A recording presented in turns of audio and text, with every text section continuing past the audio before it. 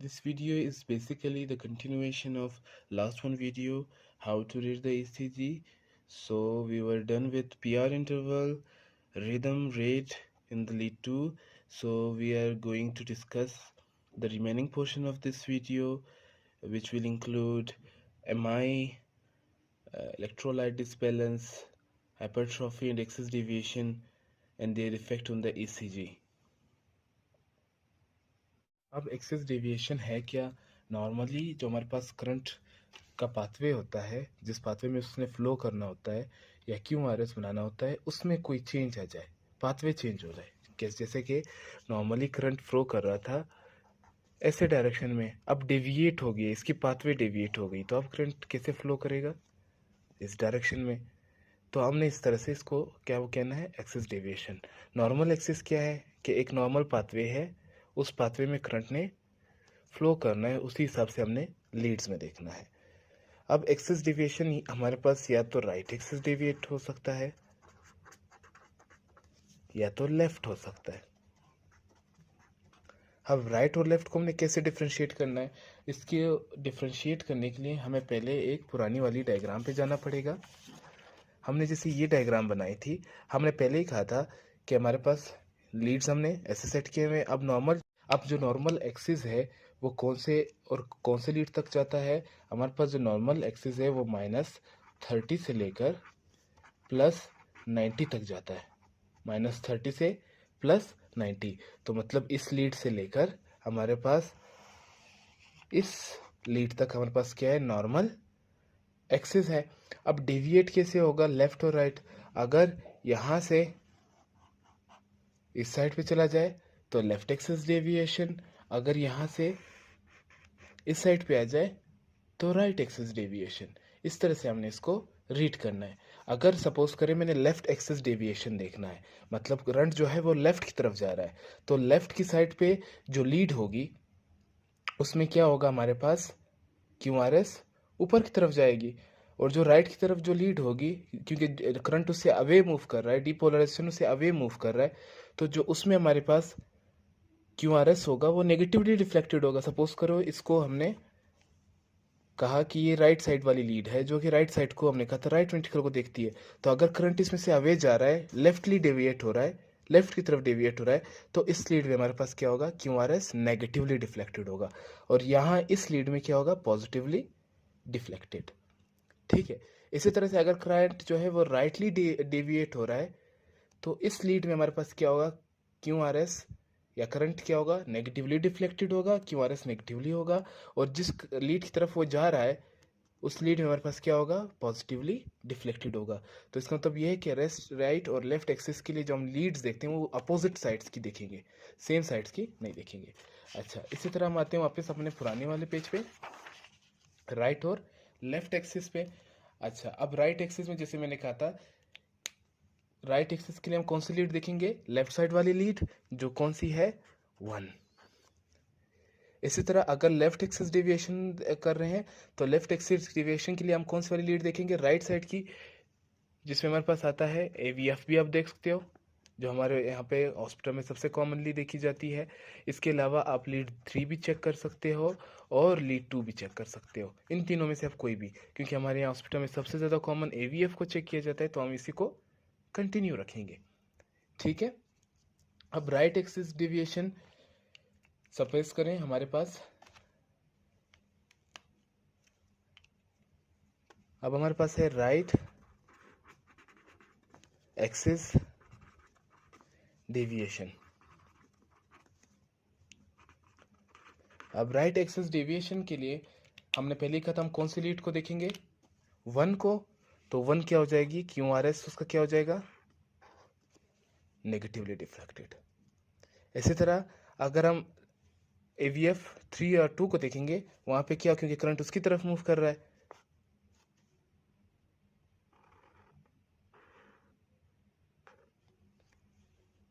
यूं हमें मिलेगा।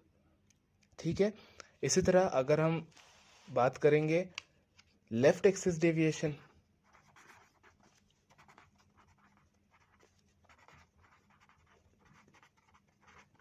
अब क्या होगा, अब क्योंकि करंट लेफ्ट की तरफ डेविएट हो गया है, अगर करंट लेफ्ट की तरफ डेविएट हो गया है तो हमारे पास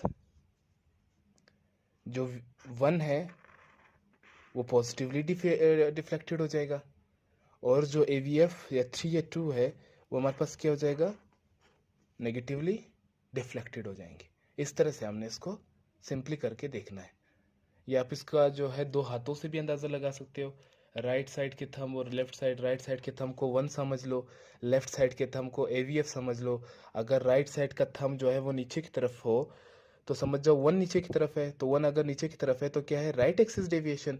इसी तरह अगर हमारे पास लेफ्ट साइड के थंब है वो नीचे की तरफ हो तो हम कहेंगे AVF का नीचे की तरफ है, तो इसका मतलब क्या है, left axis deviation. Left axis deviation and right axis deviation होता क्यों है, क्यों करंट का फ्लो चेंज हो जाता है, पाथ चेंज हो जाता है, तो हम उनके काजेस को अब डिस्कस करेंगे। हमारे पास लेफ्ट एक्सिस के काजेस क्या हैं, राइट एक्सिस के काजेस क्या हैं। अब लेफ्ट एक्सिस डेविएशन के काजेस हैं, अगर हमारे पास लेफ्ट वेंट्रिकुलर हाइपरट्रॉफी हो तो लाजमी बात है जो सा सेक्शन हाइपरट्रोफाइड हो जाएगा, लाजमी बात है वहाँ ज़्यादा नर्व करंट इम्पल्सिस की ना ज़रूरत होती है, तो इस वजह से लेफ्ट एक्सिस डेविएशन। इसी तरह लेफ्ट वेंट्रल ब्रांच ब्लॉक, जो जगह ब्लॉक हो जाती है लाजमी बात है वहाँ पे recurrent entry, ectopic current generation और कंडक्शन स्टार्ट हो जाता है, तो इसलिए लेफ्ट एक्सिस डेविएशन। अब राइट एमआई में क्यों, because dead cells don't need current. अब जो सेल्स डेथ हो गई जिन सेल्स की, उनको करंट की ज़रूरत नहीं पड़ती, तो लाजिम बात है जो करंट है वो अपोजिट वाले वेंट्रिकल में जाएगा। तो अगर लेफ्ट एमआई होगा, राइट एमआई होगा, तो लाजिम बात है करंट कहाँ पे फ्लो करेगा, अपोजिट में, लेफ्ट वेंट्रिकल में, तो डेविएशन भी कौन सा आएगा, लेफ्ट एक्सिस डेविएशन। इसी तरह से हमारे पास राइट है, अगर राइट वेंट्रिकुलर हाइपरट्रॉफी हो जाएगी तो ज़्यादा से ज़्यादा करंट राइट की तरफ मूव करेगा, या right bundle branch block, re entry of the current, ectopic current generation and conduction.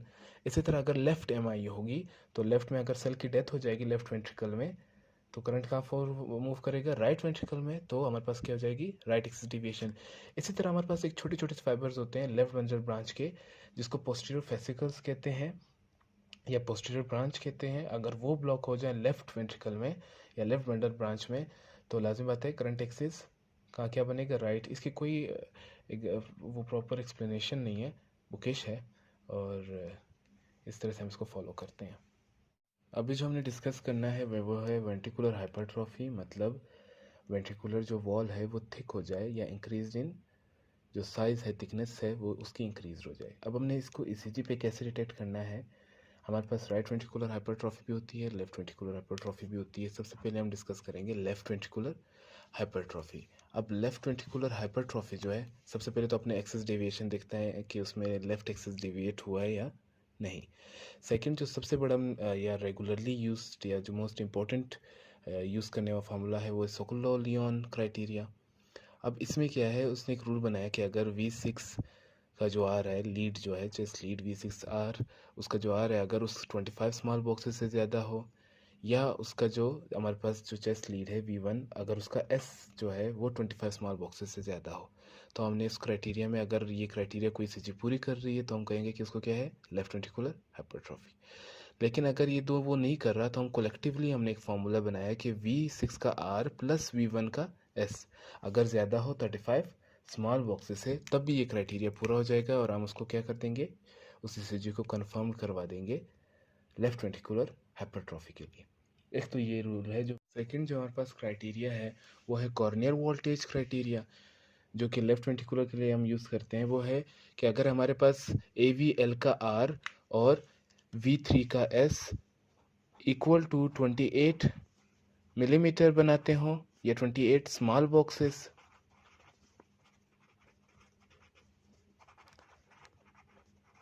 In male में, इसी तरह से फीमेल में हमारे पास 20 मिलीमीटर या 20 स्मॉल बॉक्सेस, इससे अगर ज़्यादा हो तो हम कंसिडर करेंगे कि क्या है, लेफ्ट वेंट्रिकुलर हाइपरट्रॉफी। अगर मेल में 28 मिलीमीटर से ज़्यादा या इक्वल, इसी तरह से फीमेल में 20 से ज़्यादा या इक्वल, तो हम क्या कंसिडर करेंगे कि उनमें क्या है, लेफ्ट वेंट्रिकुलर हाइपरट्रॉफी। थर्ड एक हमारे पास है जो कि बहुत ही मतलब कम यूज़ किया, रेयरली यूज़ किया जाता है या बिल्कुल ही मीनिंगलेस है, लेकिन फिर भी हम उसको पढ़ते हैं। वो है हमारे पास ए वी एल का आर अगर वो मोर देन 12 मिलीमीटर है या 12 स्मॉल बॉक्सेस से ज़्यादा है तो हम कंसिडर करेंगे कि उस ECG में क्या है, लेफ्ट वेंट्रिकुलर हाइपरट्रॉफी को डिटेक्ट किया गया है। इसी तरह से हमारे पास जो नेक्स्ट है वो है राइट वेंट्रिकुलर हाइपरट्रॉफी। अब राइट वेंट्रिकुलर हाइपरट्रॉफी सबसे पहले हम सेम एक्सिस डिविएशन करवाएंगे।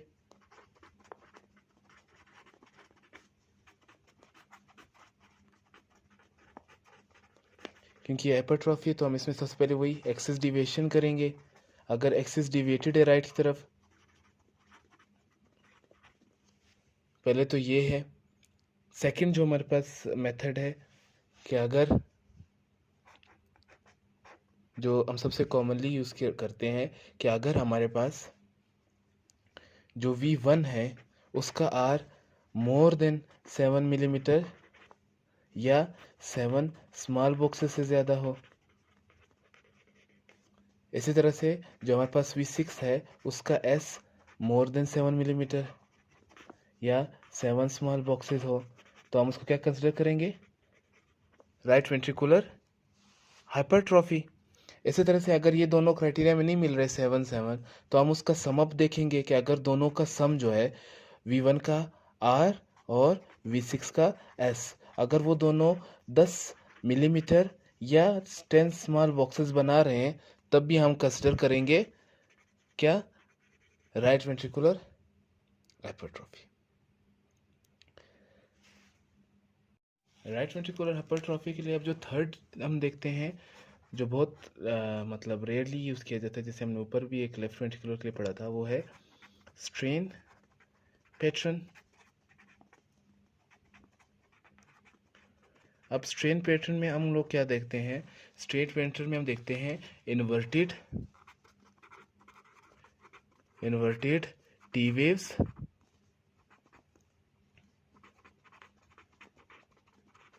एंड ST सेगमेंट डिप्रेशन, जो कि हमें करस्पॉन्डिंग लीड्स में मिल सकता है। अब हम डिस्कस करेंगे MI के बारे में और उसके जो भी इफ़ेक्ट हैं ECG के ऊपर। ये हम पहले भी डिस्कस कर चुके हैं ST सेगमेंट एलिवेशन वाले पोर्शन में। अब जो है हम सिर्फ इसका इफ़ेक्ट पढ़ेंगे उन लीड्स पे जो कि स्पेसिफिकली एक particular wall of the heart को डिटेक्ट करता हो, उसके करंट को डिटेक्ट करता हो। तो अगर MI होगी उस वॉल में तो उसका ECG के ऊपर क्या इफ़ेक्ट होंगे हम अब वो डिस्कस करेंगे। सबसे पहले जो हमने वॉल डिस्कस करना है वो है इंटीरियो लेटरल वॉल, ये जिसको हमारे पास क्या कहते हैं, लेफ्ट वेंट्रिकल भी। अब अगर पेशेंट आ जाए इस वॉल या इस सेगमेंट का हमारे पास उसका MI हुआ है तो हमने ECG में कौन सी लीड्स को सबसे पहले फोकस करना है।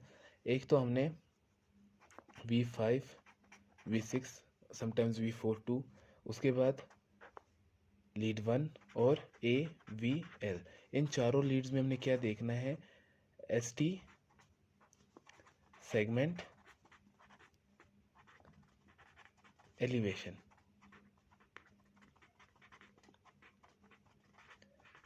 इसी तरह जो रेसिप्रोकल चेंजेस हैं, जो बिल्कुल इसके अपोजिट चेंजेस हैं, वो भी हमने लाजमी देखने हैं। वो क्या है, वो है हमारे पास अगर हमारे पास लीड 2 में 3 में और AVF में ST सेगमेंट डिप्रेशन हो जाए।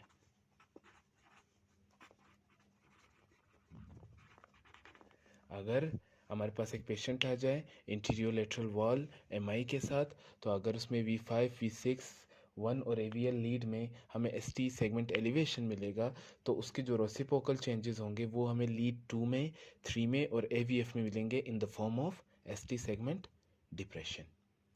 ठीक है। अब इसी तरह से हमने देखना है इंफीरियर वॉल MI।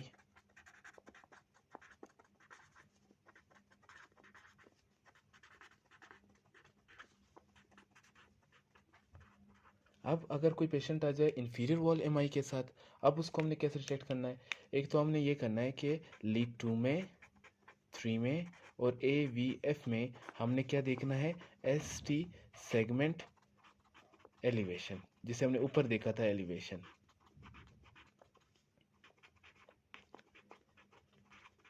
इसी तरह जो इसके रेसिप्रोकल चेंजेस हैं वो हमें कौन से लीड्स में मिलेंगे? सेम जैसे ऊपर वाले लीड्स में थे, 1 AVL V5 V6, इसमें हमें क्या मिलेगा? ST segment depression.